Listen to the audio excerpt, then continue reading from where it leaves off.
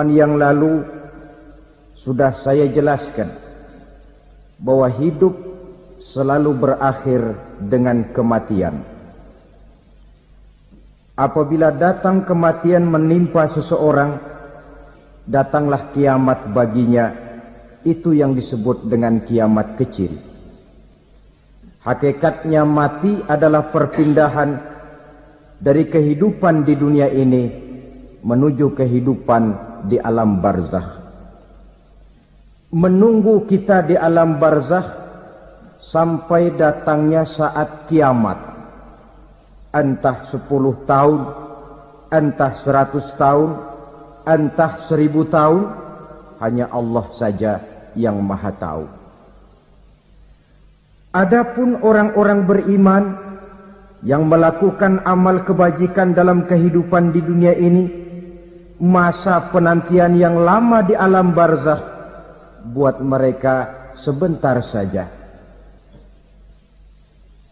Tetapi bagi orang-orang kafir yang ingkar, yang tidak beriman kepada Allah, yang hidup di dunia cuma menumpuk-numpuk dosa, tentu penantian di alam barzakh akan merupakan waktu yang sangat lama. Bukankah dalam kehidupan kita waktu itu memang relatif? Contoh misalnya, bagi pemuda-pemudi yang sedang duduk asyik memadu cinta, waktu 4-5 jam saja rasanya cuma 4-5 menit. Tenggelam oleh keasikan. Tapi buat orang yang berbaring di rumah sakit, meratap di balik-balik apa itu tembok derita kata lagu, di balik dinding-dinding penjara, sehari bagai seminggu, seminggu rasa sebulan, sebulan boleh jadi rasa setahun. Penantian yang sangat lama. Kapan kiamat itu akan datang? Ini rahasia Allah. Jangankan kita yang orang awam, baginda Nabi sendiri tidak diberitahu oleh Allah kapan kiamat itu akan terjadi. Tetapi sungguh pun demikian, banyak hadis-hadis yang menjelaskan ciri atau tanda-tanda datangnya kiamat. Nah, kalau sudah bicara soal tanda, tanda kiamat itu ada 2. Pertama yang disebut alamatus sughra, tanda-tanda kecil. Ini waktunya masih ada tenggang. Ada yang dinamakan alamatul kubra, tanda-tanda besar. Artinya kiamat sudah diambang pintu. Apa tanda-tanda kecil dari datangnya hari kiamat itu? Misalnya kata Nabi, apabila ilmu sudah diangkat oleh Allah. Artinya apabila ulama sudah banyak wafat, minat orang belajar agama berkurang, lalu kebodohan nampak merajalela di mana-mana, zina dikerjakan secara terbuka, minuman-minuman keras jadi kebanggaan, itu termasuk di antara tanda-tanda kecil terjadinya hari kiamat. Apalagi misalnya iza waladatil ammatu rabbataha, apabila budak sudah melahirkan tuan. Apa maksudnya? Ada yang mentafsirkan apabila anak sudah bisa membudaki orang tuanya. Orang tua yang melahirkan dia, yang membesarkan dia, demi setelah si anak besar jadi orang berpangkat, bertitel, berharta, berkedudukan, jadilah orang tua itu budaknya. Sehingga sering dibilang kalau orang tua kaya, anak jadi raja. Tapi kalau anak yang kaya, orang tua sering jadi budak. Apalagi munculnya fitnah yang bergelombang, timbul perang antara dua bangsa yang besar, waktu berjalan terasa sangat pendek sekali. Itu merupakan tanda di antara tanda-tanda kiamat. Termasuk di dalamnya sulit membedakan mana laki, mana perempuan. Kan kalau tanda-tanda kayak begini sekarang sudah banyak kita lihat kan. Ulama banyak wafat, penggantinya sulit. Zina dikerjakan berterang-terangan, minuman keras jadi kebanggaan. Banyak anak membudaki orang tuanya, sulit membedakan mana laki mana perempuan. Kadang-kadang dari belakang kita lihat perempuan bener, begitu kita colek nengok jenggotan.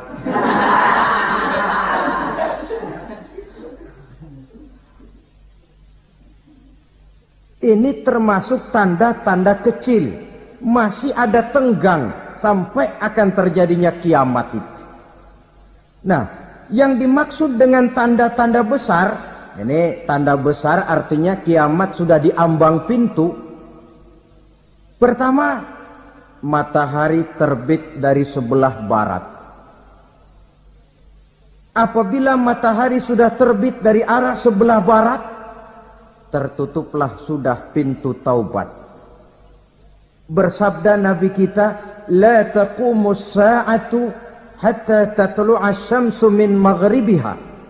Tidak akan datang hari kiamat sampai matahari terbit dari arah sebelah barat. Fa iza tala'at, manakala matahari telah terbit dari arah sebelah barat, wa ra'ahan nasu, manusia banyak menyaksikan itu, amanu ajma'un, mereka pun lalu beriman. Yang tadinya kafir, yang tadinya ingkar, yang tadinya membangkang, setelah melihat matahari terbit dari sebelah barat, buru-buru beriman, berlomba-lomba mengucap 2 kalimat syahadat. Tapi apa yang terjadi? Kata Nabi, wa dzalika hina la yanfa'u nafsan imanuha lam takun amanat min qabl. Hari itu adalah hari yang iman sudah tidak berguna lagi bagi seseorang apabila sebelumnya memang dia tidak pernah beriman. Au kasabat fi imaniha khaira, atau beriman tetapi tidak pernah melakukan kebajikan di dalam keimanannya itu.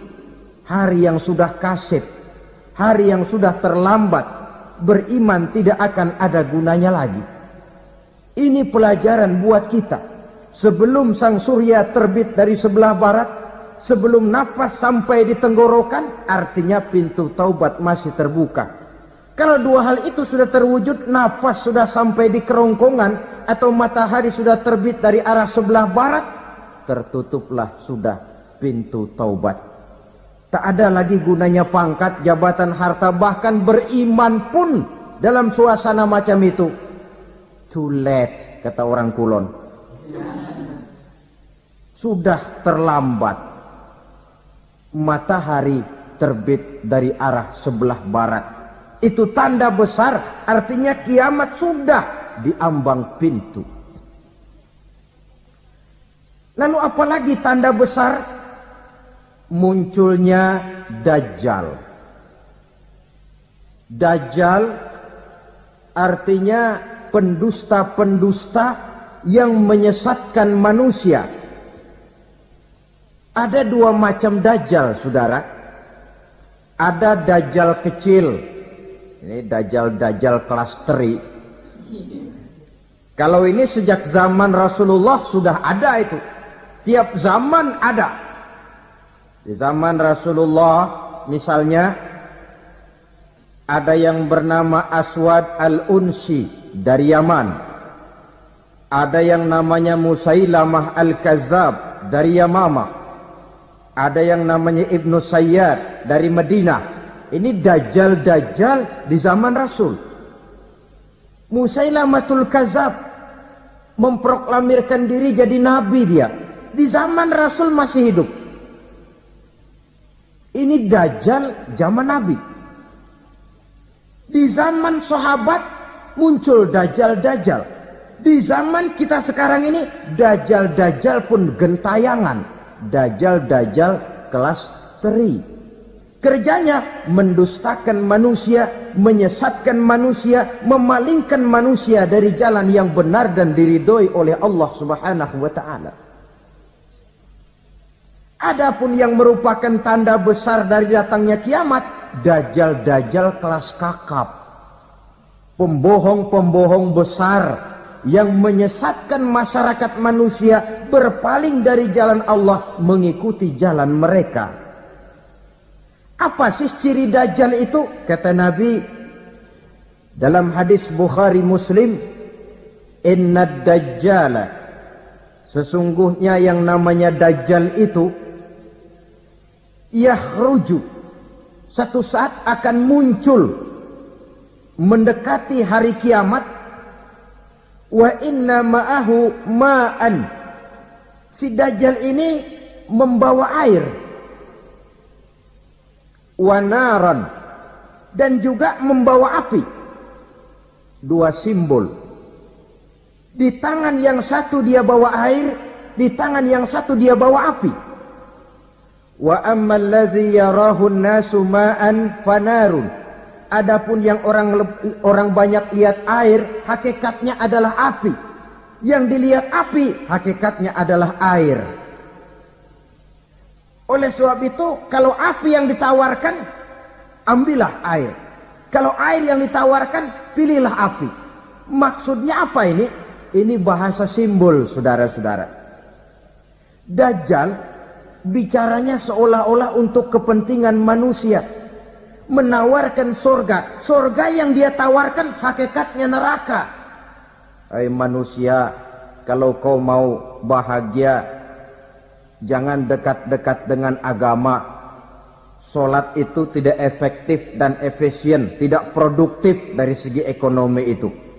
Menghadiri majelis taklim cuma buang-buang waktu.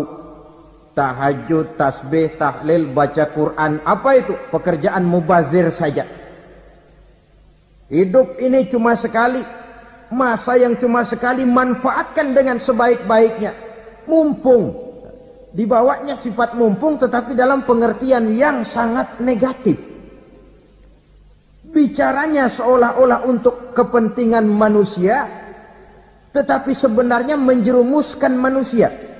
Menawarkan air, tapi sebenarnya api. Menawarkan api, tapi hakikatnya air. Buat apa kamu sholat? Buat apa kamu bayar zakat?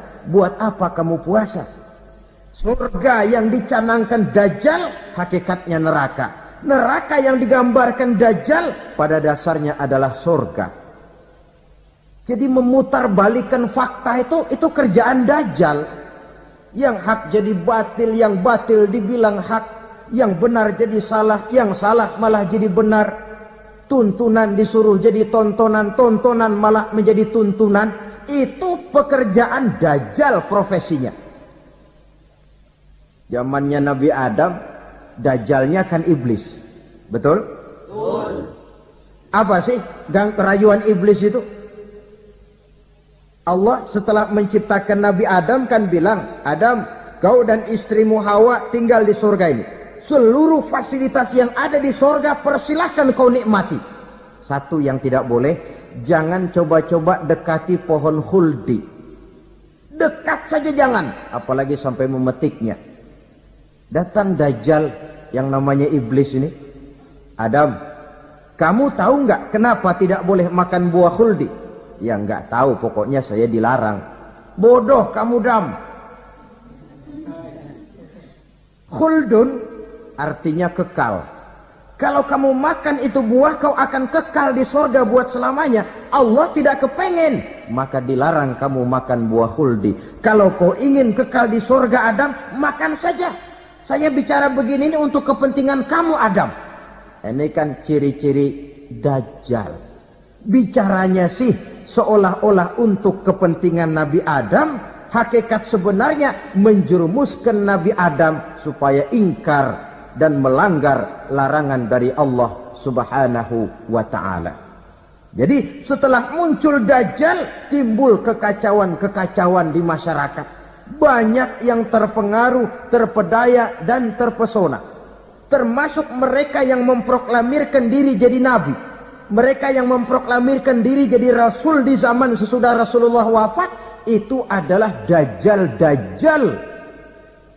Maka saya ingatkan, kalau di zaman kita sekarang ini ada orang ngaku jadi nabi, ada orang ngaku jadi rasul, biar bahasa Arabnya kental, Quran hafal, hadis ribuan hadis hafal, biar pakai serban sampai menyengser ke tanah, bahasa Arabnya fasih, tapi dia mengaku jadi nabi, jadi rasul, kita umat Islam wajib tidak percaya. Wajib untuk tidak percaya. Itulah dajjal-dajjal zaman kita sekarang ini. Tidak mustahil mereka datang mempengaruhi orang-orang awam supaya berpaling dari Rasulullah, mengikuti mereka.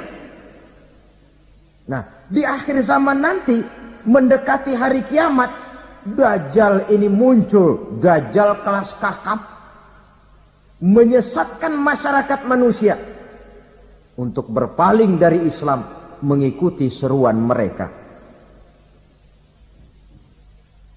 Apalagi di antara datangnya kiamat itu, tanda yang besar itu, turunnya Nabiullah Isa Al-Masih, putra Maryam. Menurut berbagai hadis yang sahih, Nabi Isa Al-Masih nanti akan turun lagi. Tidak membawa risalah yang baru, tapi meluruskan risalah Islam ini yang telah banyak ditinggalkan oleh masyarakat.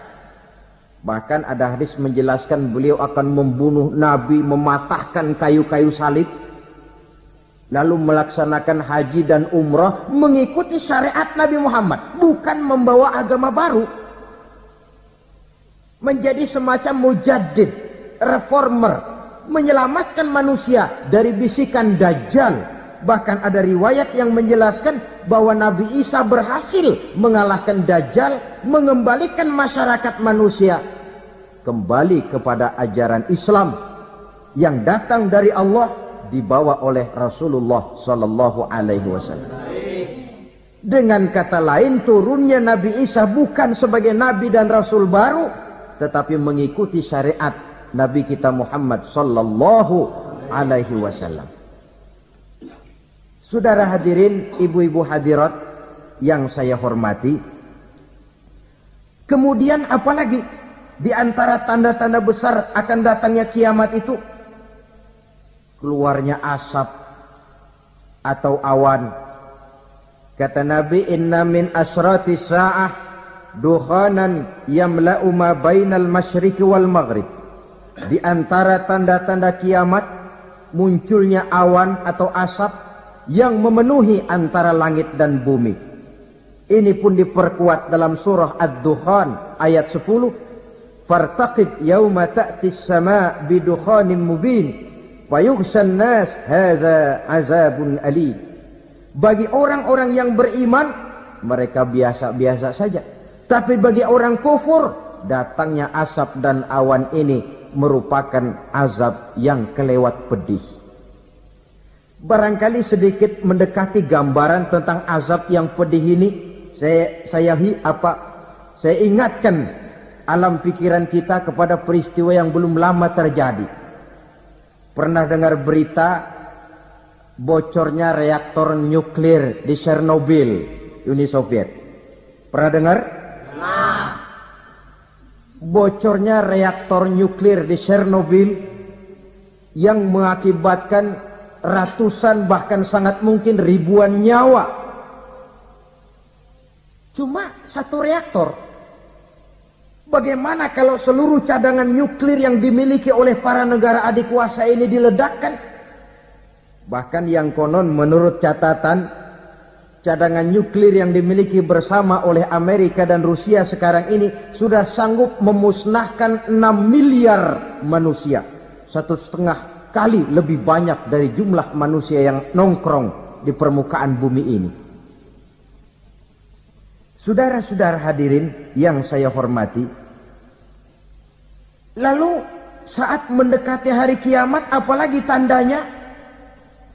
Setelah Nabi Isa wafat, pada saat turunnya yang kedua kali, Lalu Allah meniupkan angin sejuk.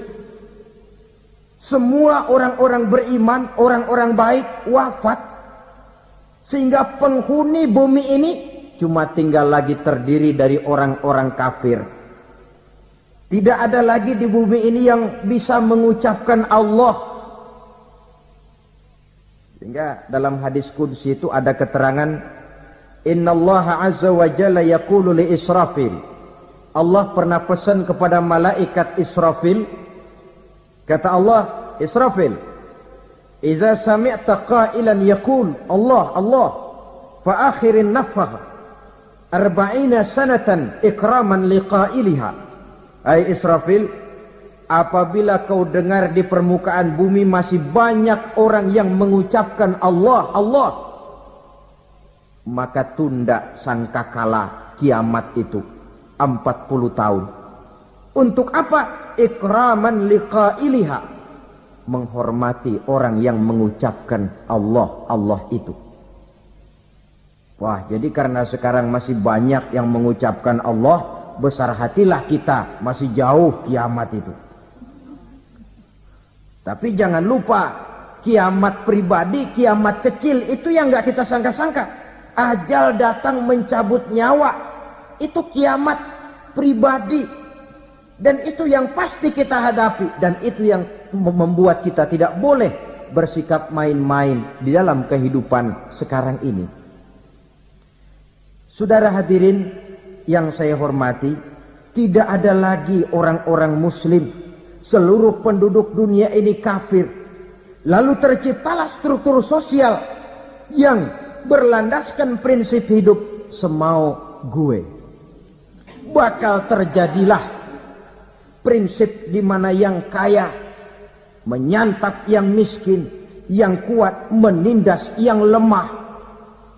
Hidup sudah bagaikan di rimba belantara, berlaku hukum rimba. Siapa yang kuat dia yang menang, siapa yang lemah menjadi mangsa. Timbul kekacauan, maksiat merajalela, munkarat menjadi-jadi, sehingga isi bumi ini penuh dengan segala macam perbuatan dosa. Tidak ada perlunya lagi alam diperpanjang temponya. Datang saat yang sudah dijanjikan oleh Allah Azza wa Jalla, maka terjadilah yang disebut kiamat kubra, kiamat besar, kiamat hancur-hancuran. Bagaimana kejadian ini dimulai?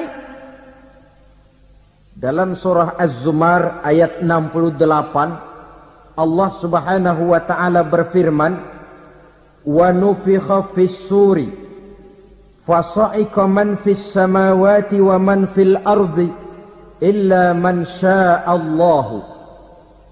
Maka manakala ditiuplah sangkakala, terkejutlah seluruh yang ada di langit dan seluruh yang ada di bumi. Bila saat kiamat datang, Allah perintah malaikat Israfil, Israfil, tiup sangkakalamu. Ditiuplah sangkakala oleh malaikat Israfil. Yang akibat daripada tiupan itu, seluruh yang ada di langit, seluruh yang ada di permukaan bumi terkejut. Yang ada di langit siapa? Malaikat kan. Bayangin aja kalau malaikat kaget, apalagi kita. Terkejut seluruh makhluk yang ada di bumi, yang ada di langit mendengar suara sangkakala itu. Bunyinya tidak sanggup kita bayangkan dahsyatnya. Ledakan nuklir, ledakan neutron, belum apa-apa ketimbang bunyi sangkakala malaikat Israfil ini.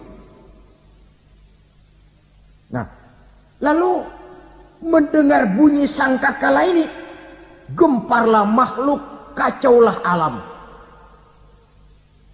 Bumi gempa, planet-planet bertabrakan, gunung meletus, air laut tumpah ke darat, angin topan bertiup, halilintar menyambar.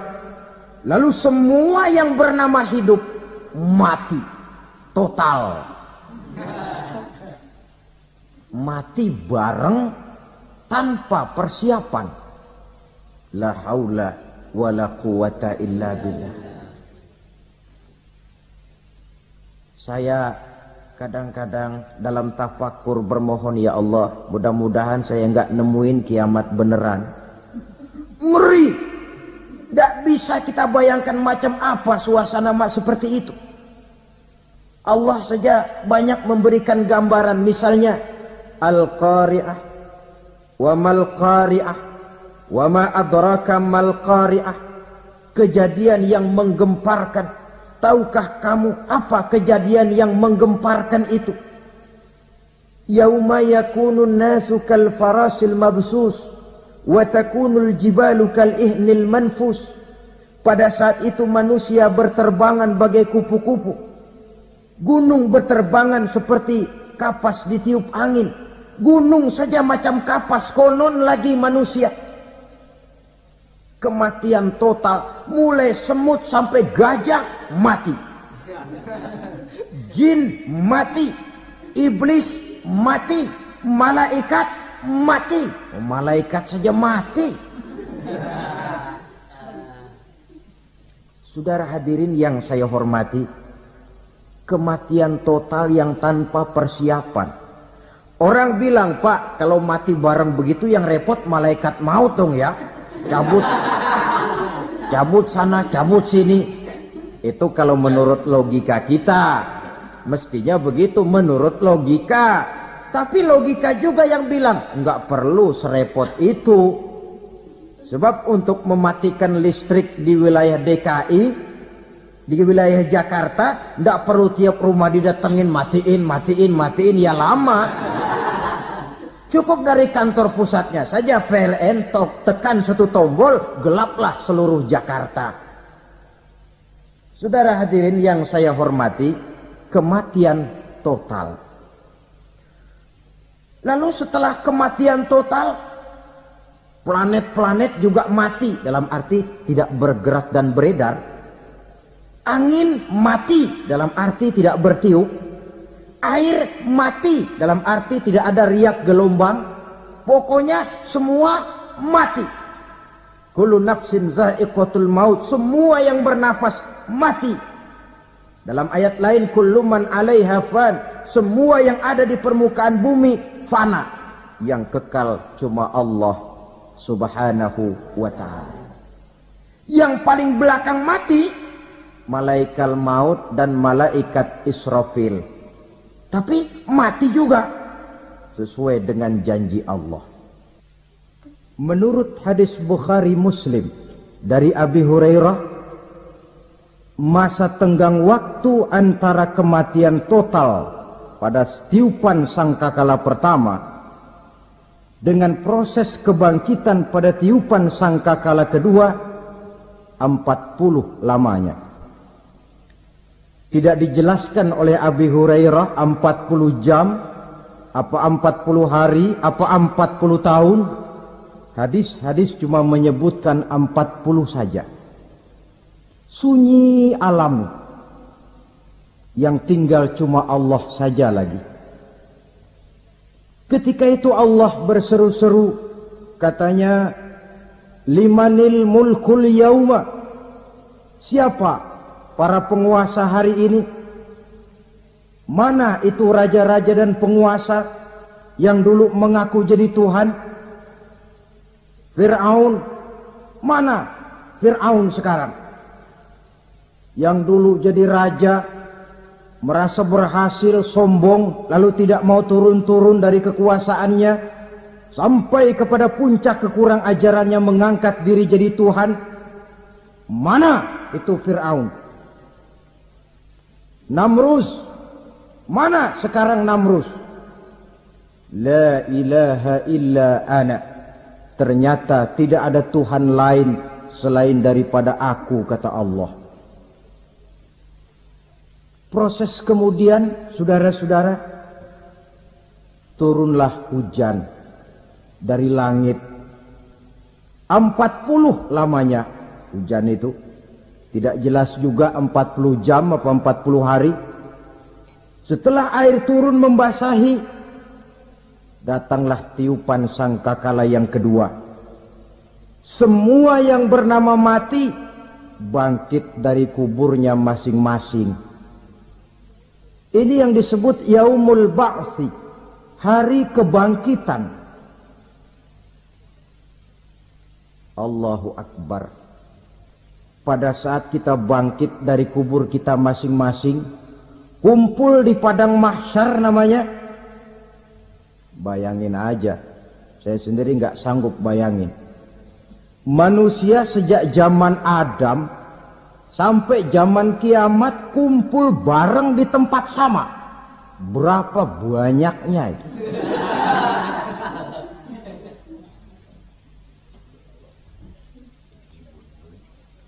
Dan yang luar biasa menurut satu riwayat, pada saat bangkit itu, Masya Allah, roman muka kita berubah, disesuaikan dengan amalan kita waktu di dunia ini. Barang siapa yang waktu di dunia amalannya itu amalan tikus, di akhirat nanti dia bangkit dari kubur, mukanya seperti muka tikus.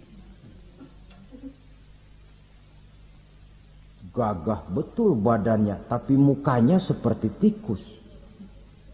Kenapa? Amalannya waktu di dunia seperti amalan tikus. Apa amalan tikus itu? Suka ngegeragoti barang yang sudah disimpan rapi-rapi. Orang sudah simpan uang rapi-rapi, simpan perhiasan rapi-rapi, digeragoti oleh tikus. Maling-maling, pencoleng-pencoleng, koruptor-koruptor, itu nanti di akhirat nanti kita lihat mukanya seperti muka tikus. Oh, ini waktu di dunia suka nyolong, mukanya seperti muka tikus. Barang siapa yang waktu di dunia ini amalannya itu amalan macan, dia akan bangkit nanti mukanya seperti muka macan. Apa amalan macan? Macan itu amalannya menang-menangan. Orang yang mau menang saja nggak mau mengalah. Coba lihat di hutan. Kenal hutan nggak? Di hutan, raja hutan di mana-mana pasti macan. Betul kan?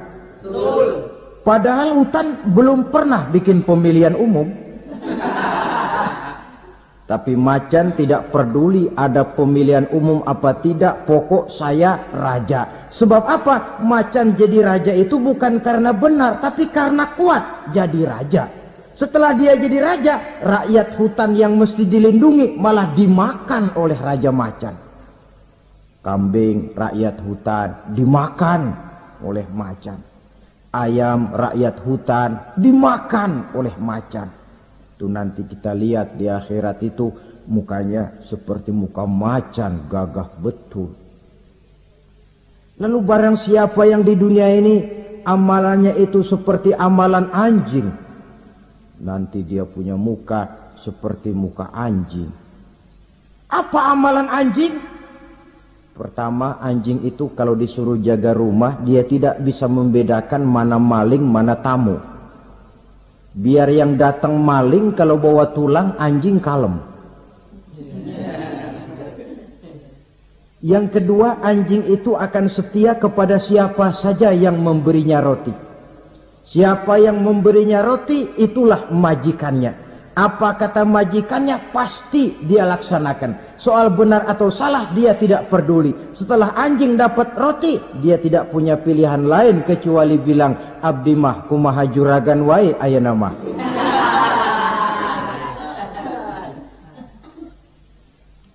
Saudara hadirin yang saya hormati, berkumpul di padang mahsyar, tiap orang sibuk dengan persoalannya masing-masing. Matahari waktu itu didekatkan oleh Allah. Panas luar biasa.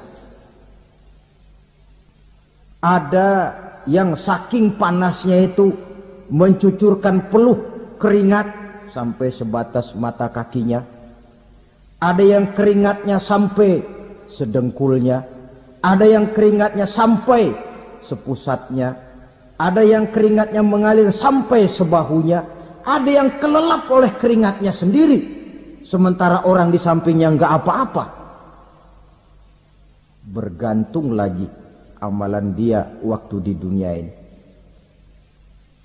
Saudara-saudara, sebagian orang dalam kepanikan padang mahsyar berombong-rombong datang mereka menghadap Nabi Adam. Ya Adam, anta abal bashar.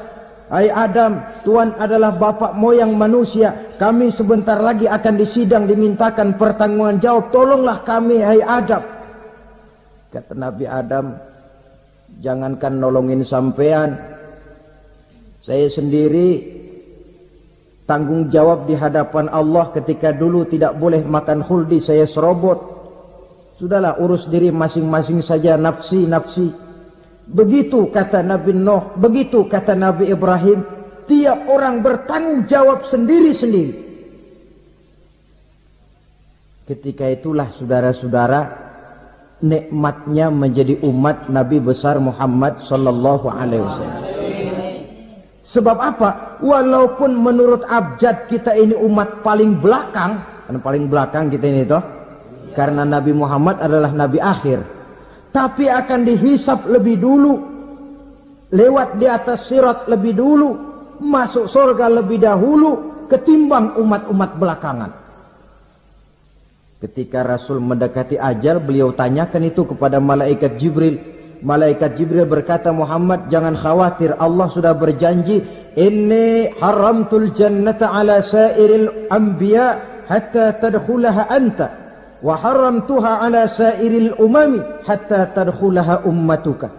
Surga aku haramkan buat seluruh nabi kecuali kalau engkau Muhammad sudah masuk ke dalamnya, dan surga aku haramkan buat seluruh umat kecuali kalau umatmu Muhammad sudah masuk ke dalamnya. Logikanya, walaupun menurut abjad kita umat paling belakang, bakal dihisap paling dulu, lewat di atas sirat paling dulu, masuk surga paling dulu, kalau mampir ke neraka juga paling dulu. Ya resiko. Jangan mau enaknya aja paling dulu. Saudara hadirin yang saya hormati,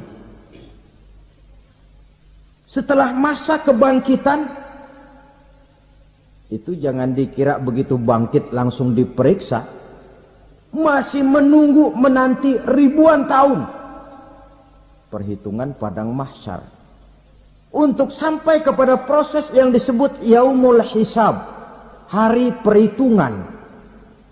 Seorang demi seorang bakal dipanggil.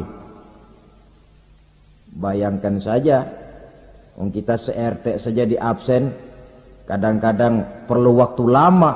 Ini manusia sejak zaman Nabi Adam sampai datang hari kiamat, satu demi satu disidang di hadapan Qadhi Rabbul Jalil. Status sosial copot sudah waktu itu. Yang pernah jadi hartawan di situ tidak lagi kelihatan kehartawanannya.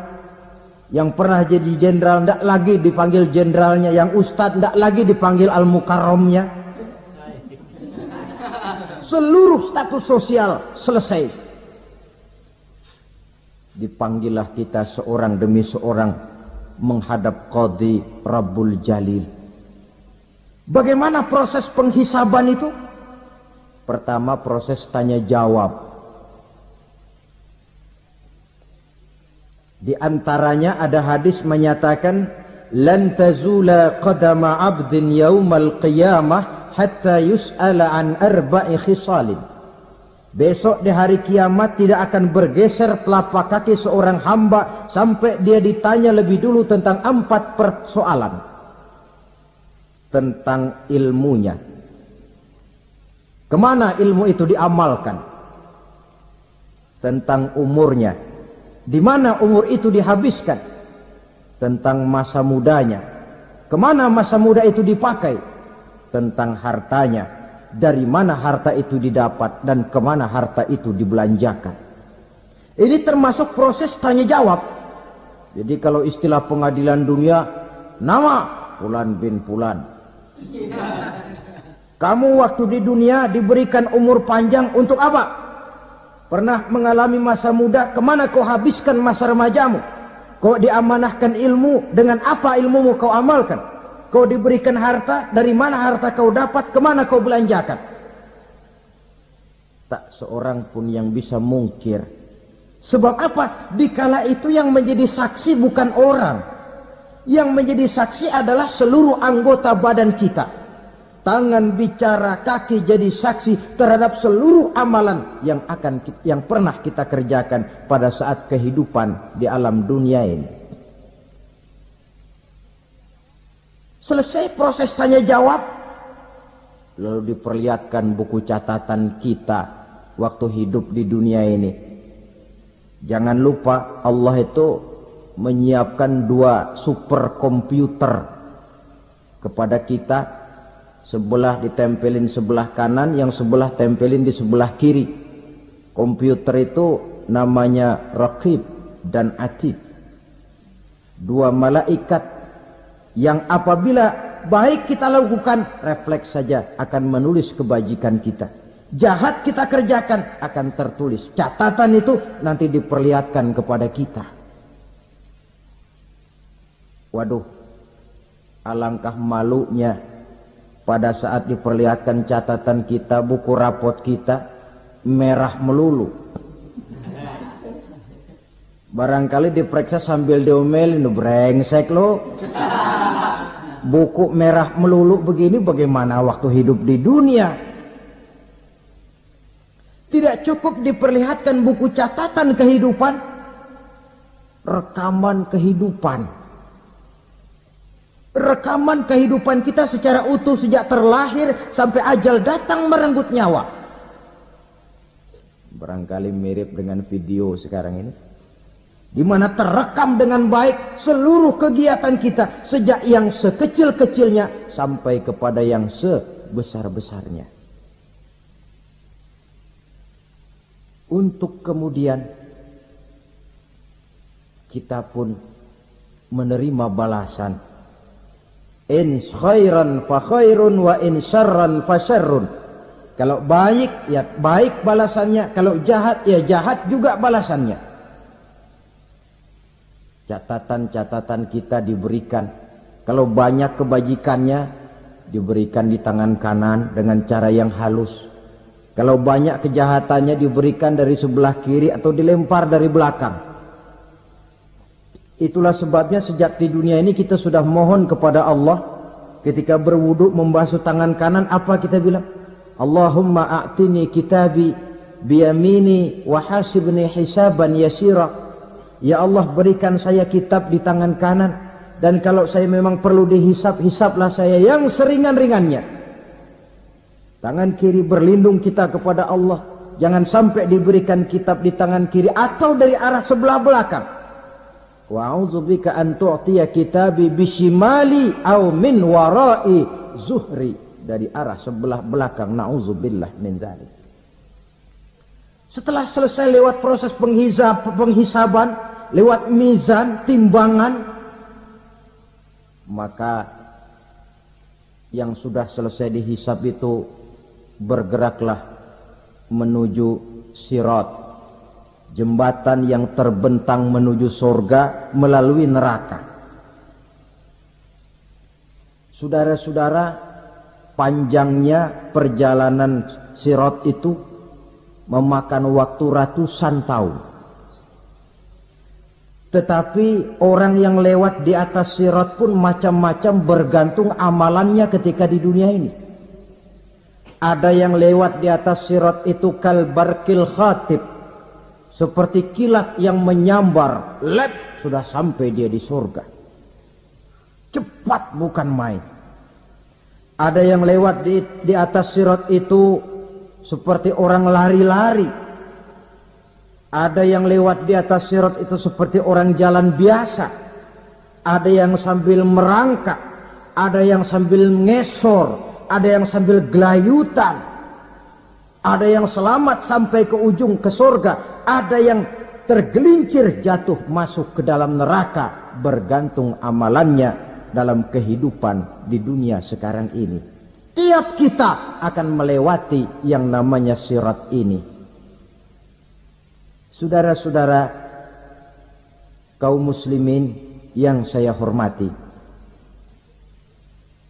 dengan demikian mereka yang selamat melalui sirat sampai ke terminal akhir surga, mereka yang ketika dihisab ternyata banyak kejahatannya daripada kebaikannya, mereka singgah di dalam neraka.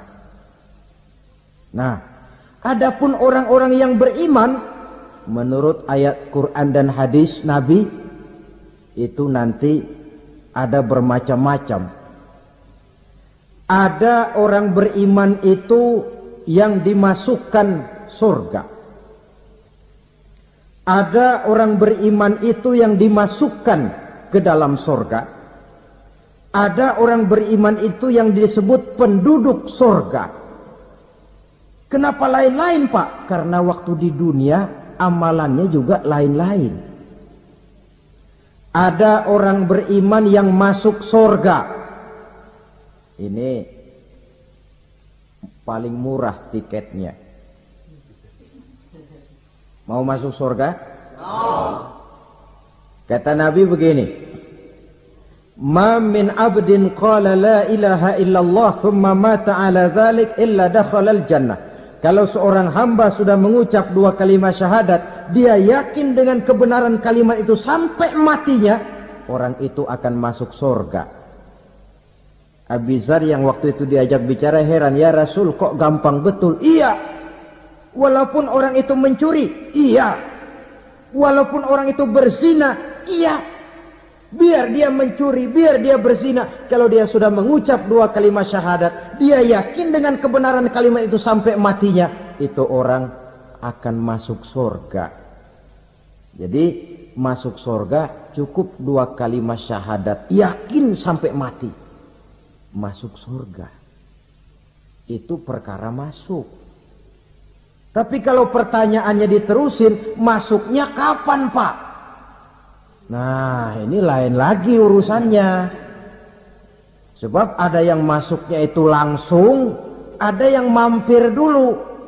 Di sana tempat cuma dua, kalau tidak surga, neraka. Mau ke surga tapi mampir dulu, yang mampirnya jelas di neraka. Kenapa? Dalam hadis qudsi ada riwayat, nanti itu di akhirat, setelah Allah selesai mengatur penduduk surga masuk surga, yang neraka masuk neraka, Allah berkata kepada malaikat Malik, malaikat Malik, labaik ya Allah, itu bajingan-bajingan tengik, manusia-manusia durjana yang waktu di dunia tidak mau sujud, jauh dari ulama, gemar melakukan yang munkarat dan maksiat, hidup di tengah masyarakat selalu jadi bibit keonaran, kufur, sudah masuk neraka semua. Sudah ya Allah. Nah, kalau sudah, coba sekarang kamu masuk, Malik. Saya, iya, masuk neraka. Mau apa ya Allah? Kata Allah, akhriju minan nar man kana fi qalbihi misqala habbatin min khardalin min iman. Kau masuk neraka, cari di dalam neraka orang-orang yang ada imannya walaupun kecil sebesar biji zarah, angkat mereka keluar. Masuk malaikat Malik ke neraka, cari orang yang ada imannya, korek-korek. Ya repot, udah pada gosong. Yang ada imannya diangkat ke atas, yang ada imannya diangkat ke atas, lalu dimandikan di Nahrul Hayat, namanya sungai kehidupan di akhirat nanti.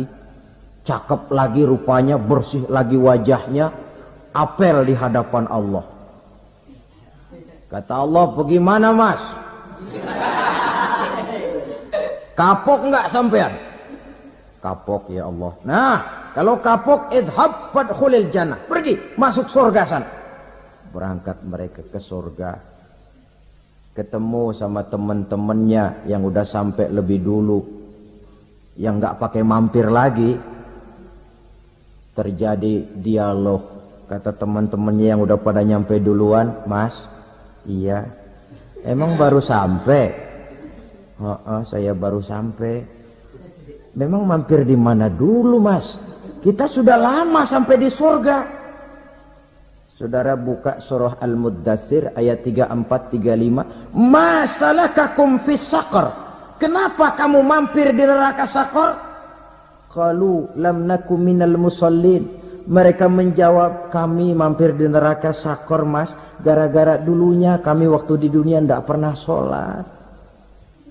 Tidak pernah sholat? Tidak pernah. Kan rumahnya dekat masjid. Cuma dekat doang, Mas. Sholat mah enggak saya. Enggak pernah ngasih makan fakir miskin. Tidak pernah hadir di majelis taklim. Pendeknya tidak pernah melakukan kebajikan. Maka saya pun mampir di neraka Saqar. Untung betul saya punya iman, Mas, sedikit. Waktu hidup di dunia dulu saya pernah mengucap 2 kalimat syahadat. Sekali-kalinya waktu mau kawin. Masya Allah. Untung saja kawin. Kalau nggak kawin, polos.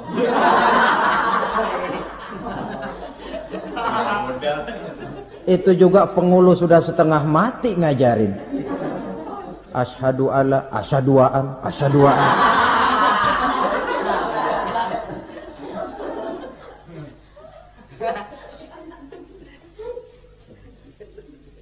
Ini namanya masuk surga.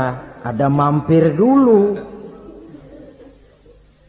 Ada pula orang mukmin itu yang dimasukkan surga. Namanya dimasukkan kan terima beres.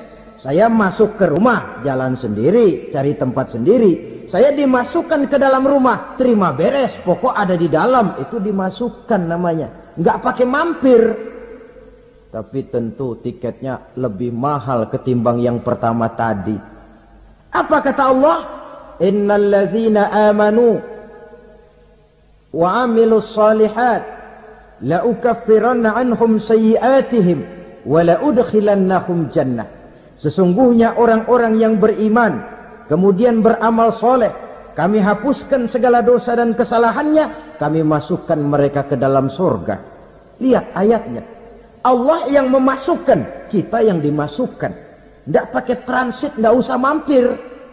Cuma tidak cukup syahadat, tidak cukup amanu, tapi diiringi dengan wa'amilus salih. Iman, amal.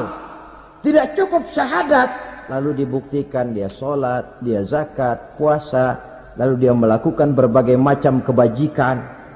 Ini yang menyebabkan dia tidak pakai mampir di tempat yang bernama Saqar.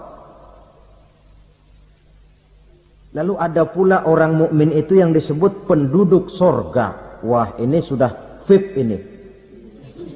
Ashabul jannah, penduduk sorga. Siapa mereka? Kata Allah, innal ladzina amanu summa istaqamu fala khaufun 'alaihim wala hum yahzanun ulaika ashabul jannah hum fiha khalidun. Sesungguhnya orang-orang yang beriman lalu istiqamah, tetap dalam melaksanakan perintah Allah, tidak goyah, tidak labil tapi stabil, istiqamah, mereka tidak takut dan tidak bersedih hati. Merekalah penduduk surga. Iman, istiqamah.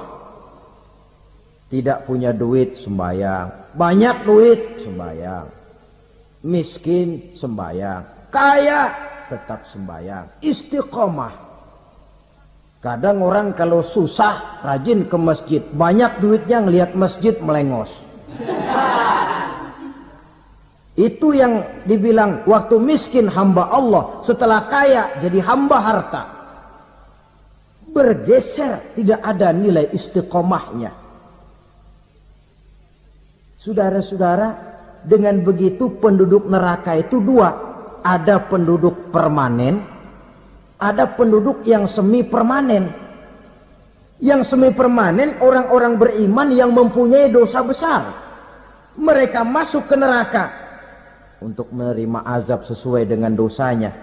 Bila selesai masa azab itu, mereka akan diangkat untuk ditempatkan kembali ke dalam surganya Allah Subhanahu wa ta'ala.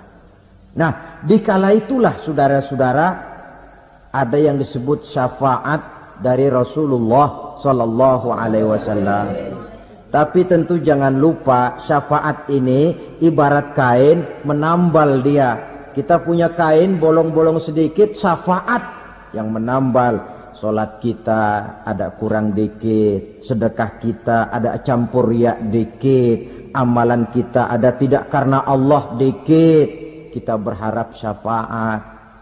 Jadi biarlah kain masih bolong-bolong, yang penting punya kain. Tapi kalau kainnya tidak ada, yang ditambal apanya? Salat tidak, puasa tidak, zakat tidak, berharap syafaat saja. Ya, terlalu berlebihan itu.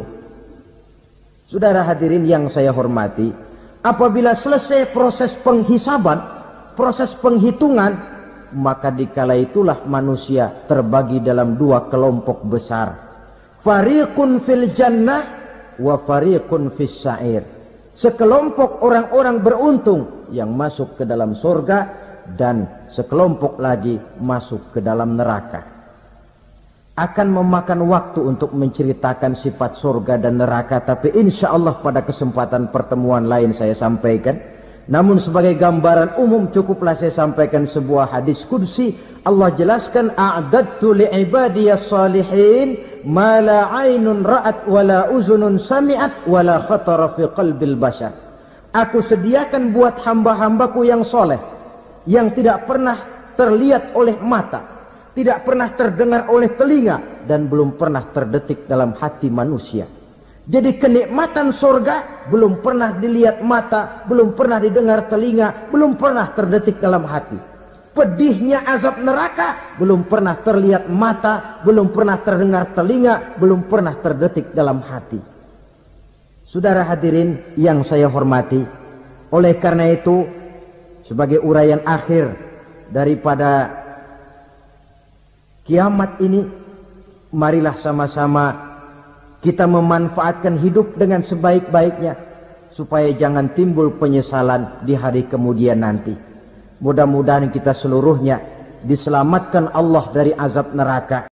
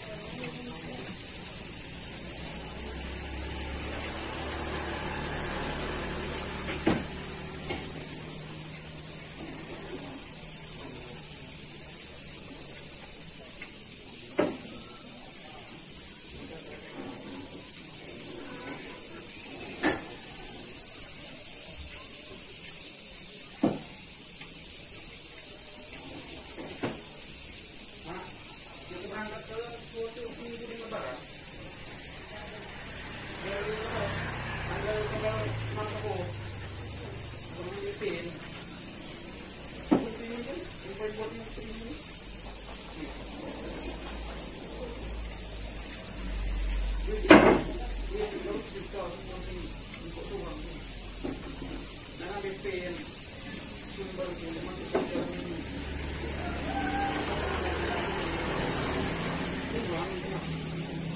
lupa galak ngambil kamu ada sih nanti pun mana aku daripada itu sudahlah aku kan ketua rugi lah